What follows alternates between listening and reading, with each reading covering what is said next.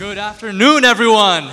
What an incredible day it has been. I think Jensen was right. This is AI Day 0, and I can't help but feel super excited when what happens when we get to Day 1, Day 2, and eventually Day, 1,000.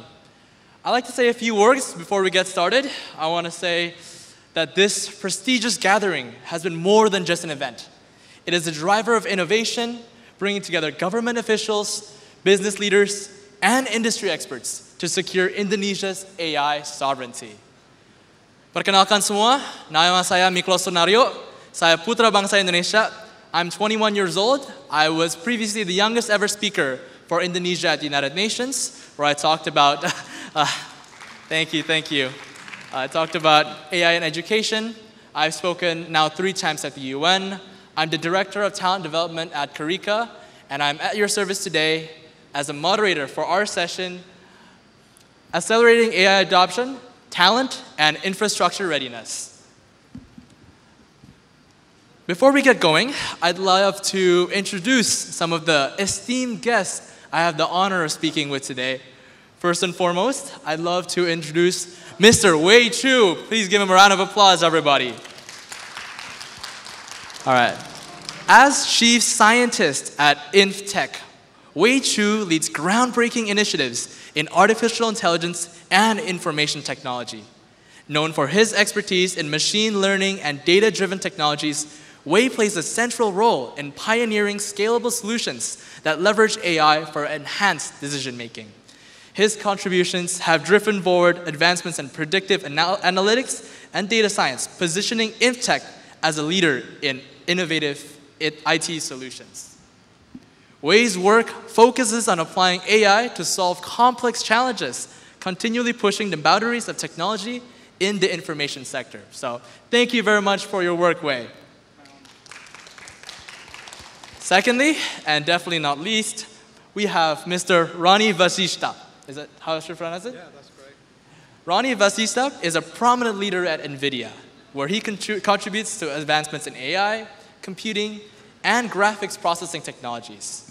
With a focus on accelerating AI innovation, Ronnie has been instrumental in NVIDIA's initiatives that span industries, including healthcare, automotive, and telecommunications. He has a strong background in developing strategic partnerships and guiding AI-based solutions that support NVIDIA's missions to power the next generation of digital experience.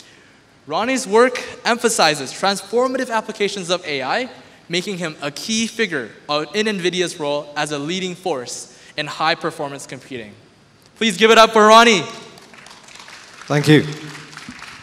All right. So I think I'll just quickly get into it then. I think to quickly signpost, this session is all about AI adoption and how it needs talent and infrastructure in order for us to scale. I'm sure the global and local inputs from Mr. Ronnie and Mr. Wei will give us a lot to learn today. So let's get right into it. My first question will be for you, Ronnie. AI is transforming industries globally. From your perspective, what are the key trends in global AI adoption that we should be aware of? And how do these trends inform our approach?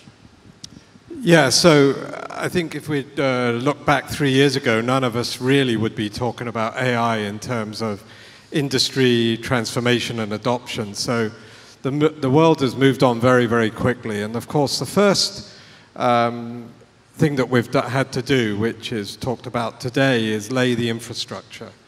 The infrastructure has predominantly been up until now for large language model training. And we're learning as we go along, of course, on the hardware, but also the software stacks and how to train efficiently, what kind of model sizes are most appropriate for certain types of applications. And we're moving to an era of, even though probably 40% of infrastructure is used today for inferencing, but we're moving to an era of application and inferencing. And as we start to learn more about inferencing, we're learning more about the not all training, not all models, not all inferences are created equal. And as we are going through this learning curve, we're starting to understand that, say, if you have an application like a tutor, The language of a tutor may be using the Bahasa language, for instance, but it's very different than, say, the language of a nurse. And the vocabularies are different. The terminologies are different. And as you start to develop small language models finely tuned for these types of applications, I think we're going to go through an explosion of opportunities for more niche applications. And that's what's really going to start transforming and how we adopt intelligence. Now, thank you for that answer. If I can dig a bit deeper for that, do you think you can give us some case studies of what these niche applications can be and what companies might be adopting them? Yeah, so I mean, you've seen today, I'm not going to come up with a lot of new stuff because as you walk around the floor, you're seeing applications today, everything from recommendation engines that have been around for a while, and whether you're picking a movie or you're picking a type of food, the recommendation engines are learning what you've been doing and can apply those. But also you're now starting to see how personalized education. I saw a startup today focused on personalized education. Personalized education has to learn how the student learns. And I think that last count, there were probably 60 startups in the US that are focused on ed tech and using generative AI for ed tech. We're also going to start seeing the deployment of physical AI. Physical AI is taking a language model, making it small enough that it can fit on a robot, but cognitive enough that it can sense the environment around it and apply the learning that it's done in a simulated environment to the application and the environment it's in. And it can be a food delivery robot, it can be a car manufacturing robot, or it can be a humanoid robot that's doing tasks around the house. And many industries are now starting to take on the task of learning physical AI as opposed to agentic AI. No, thank you for that answer. I think that was a bit of a special insight from you, Mr. Ronnie. I'd like to ask you, Mr. Wei, perhaps the same question. What are some interesting AI innovations that you think are going to be developed that might be niche in nature? Well, I think the most important one is infrastructure construction. That's the basis of everything.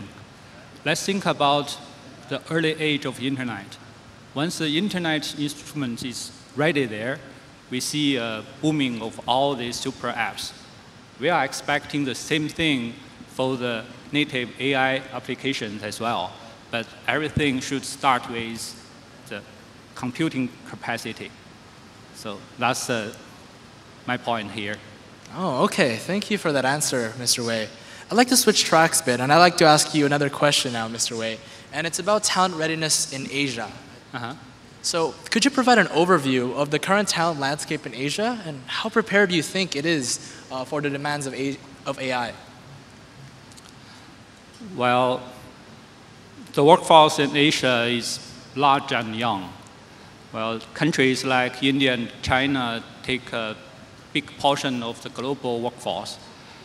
And India is getting more population than China right now, and even younger. So the population provides a large pool of the AI talents. Also, well, many countries in Asia have the tradition to invest heavily in education, especially in the STEM field.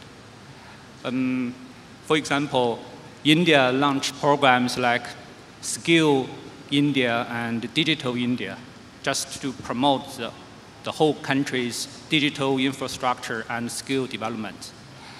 Also, cities like the new big cities like Bangalore and Jakarta here, well, becoming the technology hubs.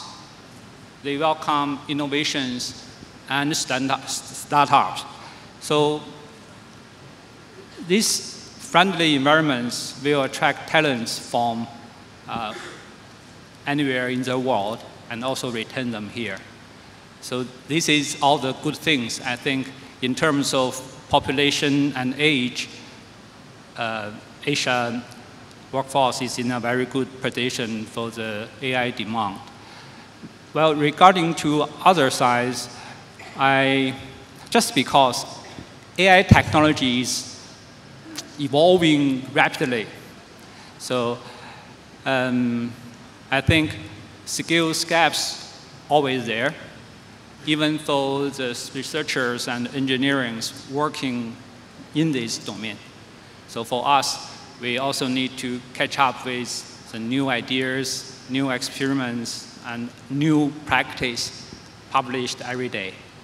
So good thing is governments across Asian countries, they launched a lot of programs just to develop this, to develop this skill improvement. For example, I know South Korean, they have AI Open Innovation Center. Singapore, they have AI strategy. While Hong Kong, they have Science and Technology Park. All they provide is necessary computing capacity and the environments for people to develop and communicate the new technologies. So another thing is infrastructure difference, I think. In different country, developed country may have some high quality infrastructure there, while developing country may working hard to get them ready. So this infrastructure difference lead to uneven technology adaptation and the readiness of the workforce. That's roughly my general view of this. Thank you for sharing us a general view. I think there are a lot of things Indonesia can learn from all these other initiatives that are being taken. I'd like to ask a very specific question now. It's something interesting you said. You said that because AI is advancing so quickly as a technology, I think as a result, the learning curve is extremely steep, right? If you can give young Indonesians like myself a bit of an advantage, do you think you can tell us what are some specific things that we should learn as developers that would equip us best for the future? There are two things. One is you really want to work on AI. You want to improve the AI tools you prepare for the next generation. So this is hard. So several critical skills I suggest. First one is statistics and applied mathematics. Since the generative AI, essentially it is a function approximation of a high-dimensional distribution represented by massive training samples. So to understand how the model works, you need to understand probabilities, distributions, algebra in deep.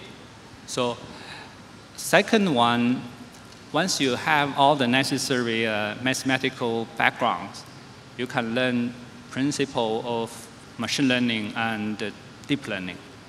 So you can learn some general machine learning algorithms, supervised learning, reinforcement learning, and unsupervised learning. Also get familiar with the network structure of deep neural networks, CNN, RNN, transformers, and so on. The last thing I really want to mention, you should learn something about AI ethics. And you need to understand all the key points to make sure ethical AI construction. You need to figure out the bias in your AI models that may caused by input data or the local culture difference. And also at the same time, you need to set up a guardrail to make sure your AI model is comply with data privacy regulations and make sure you can build up responsible AI systems. So you cannot solely based on the AI model internal capacities. You can train them to follow something, but the most important one is you cannot trust them too much. You need outside the model to set up the guardrail to ensure everything is not go wrong unexpectedly, something like that.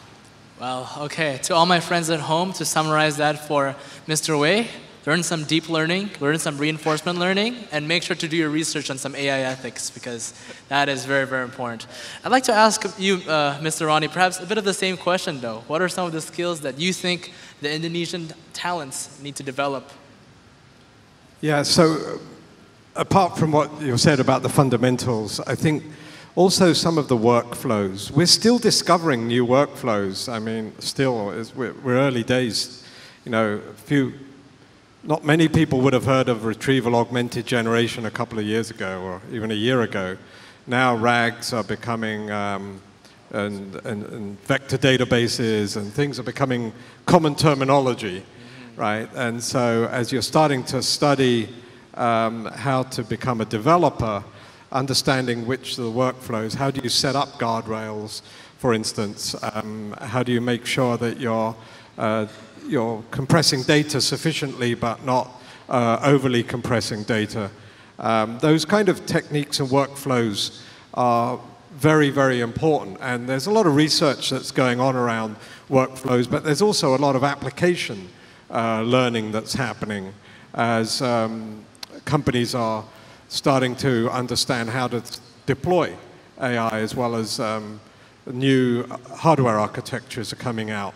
Like we mentioned about transformer models and next generation transformer models, how do you use those? So I think kind of in the summary, what you should really look at is how development workflows for AI are evolving and how you would use those workflows, and start thinking about a year from now.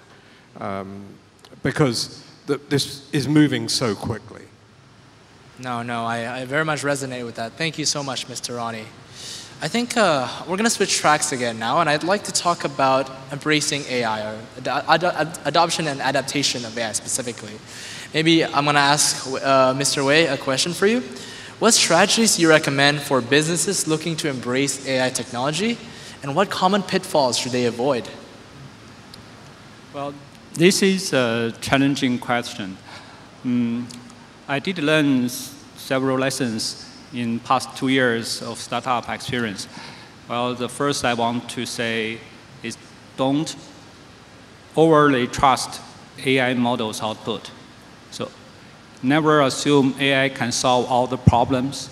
You have to identify the right problems to apply AI for some significant value. So that's I think it's the most important lesson I learned. So I can do a lot of things by AI, but it's very hard to gain significant extra value. That's difficult. So that's one thing I want to mention. The second one is you have to build up your data feedback loop. So first, you prepare your infrastructure for all your data collection, processing, and retrieval, all this stuff, and regularly double check your model's performance and use the user's feedback and some editor's feedback to regularly improve your model performance. Gradually, then you start with Copilot. Human and machine co-work together. Then gradually you will go to autopilot, near autopilot. Maybe you never reach autopilot in reality, but you can get very close to that. So those two things I would like to mention. Yeah.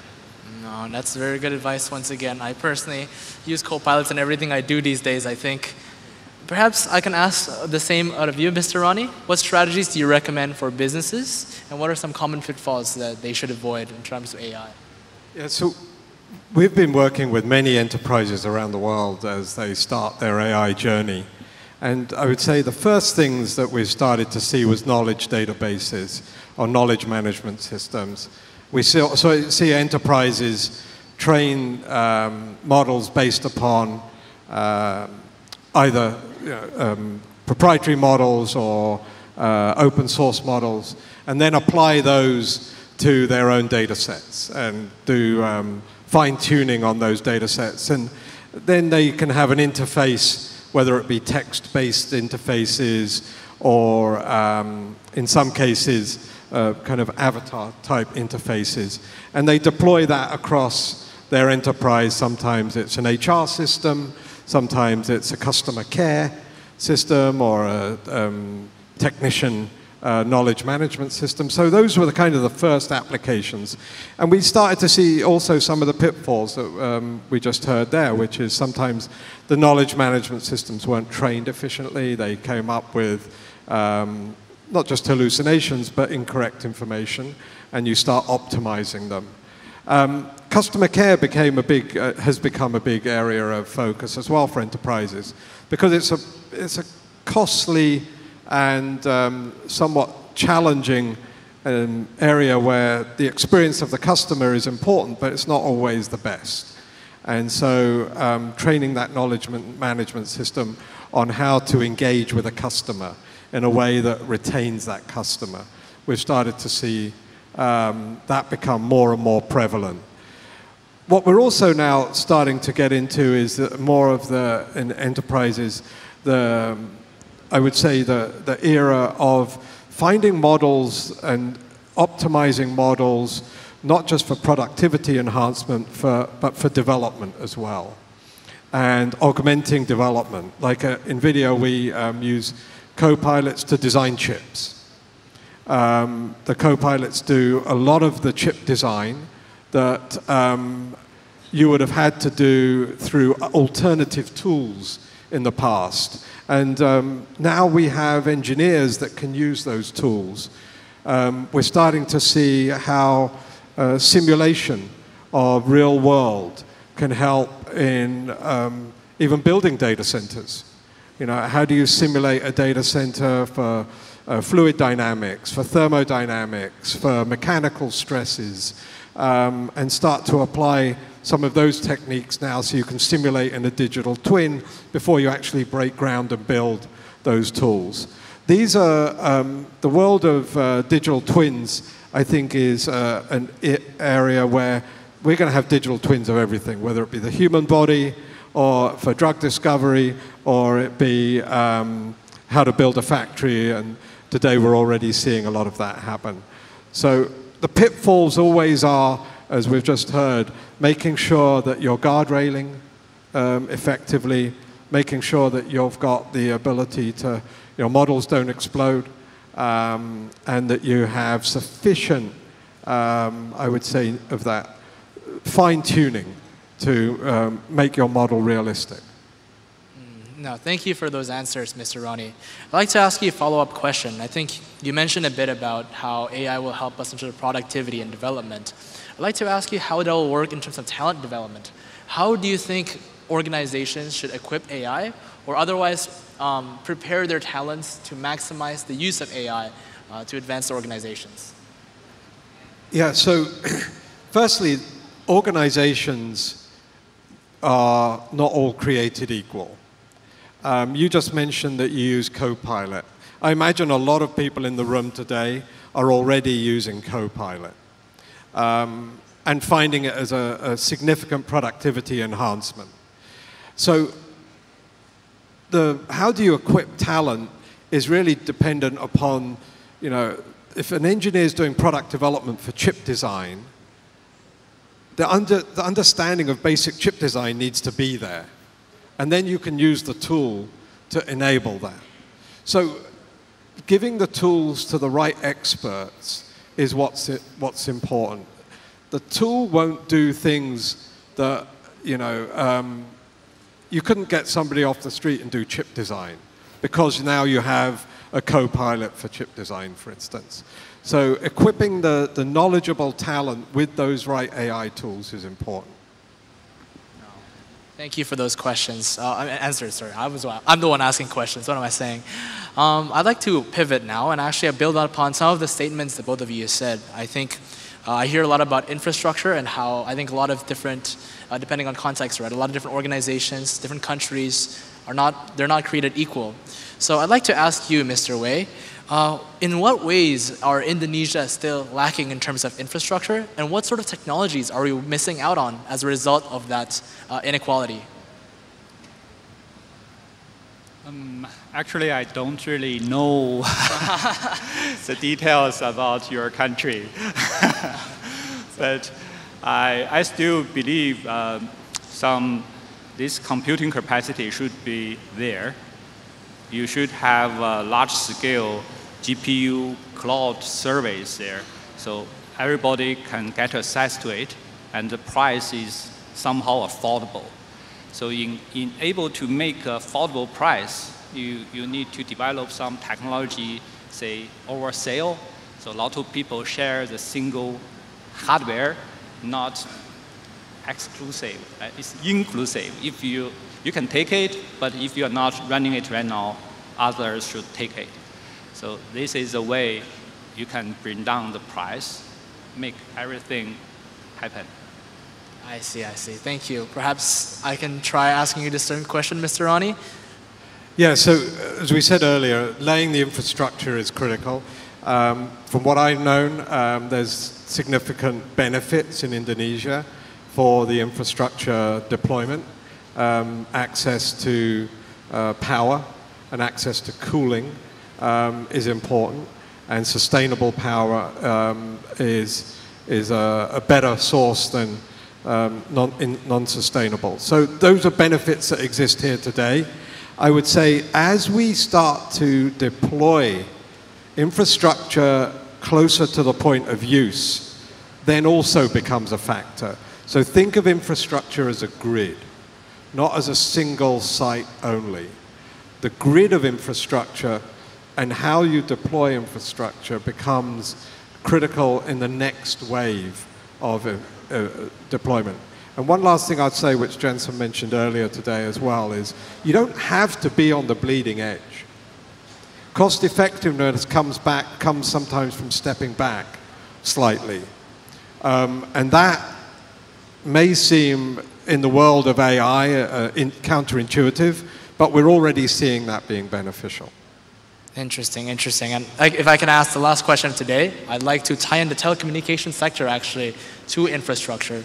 I think it's interesting today that we're here with Indosat as a telecommunications company. And of course, you at NVIDIA, a lot of your responsibilities have to do with telecommunications, if I understand correctly. How do you see the telecommunications companies enabling AI technologies? Okay, so I could talk for another half an hour about this, but I'll keep it very simple. Telecommunications companies are traditionally connectivity, but they have access to power, often space, and they also serve a purpose in the country and the critical infrastructure. Those are very, very important when you're talking about a national infrastructure such as AI. So telecom companies are transforming into infrastructure companies, but are also transforming into this convergence of connectivity and compute. Accelerated compute and connectivity to deploy that compute where it's needed, I think is a perfect opportunity for telcos to change their revenue profile into something that I think can help grow that company's benefit and opportunities as well. Well, thank you very much, and thank you very much for your time, Mr. Ronnie and Mr. Wei. I think I'd like to piggyback off of Mr. Ronnie's last statement to thank, actually, Indosat, Ooredoo, Hutchison for their pivot and for their contribution to Indonesia AI Day today. I'd also like to thank Lintas Sarda and the Ministry of Communications and Digital Affairs of Indonesia for their vision and dedication in making Indonesia AI Day a reality. Please, a warm welcome, a warm round of applause from everybody.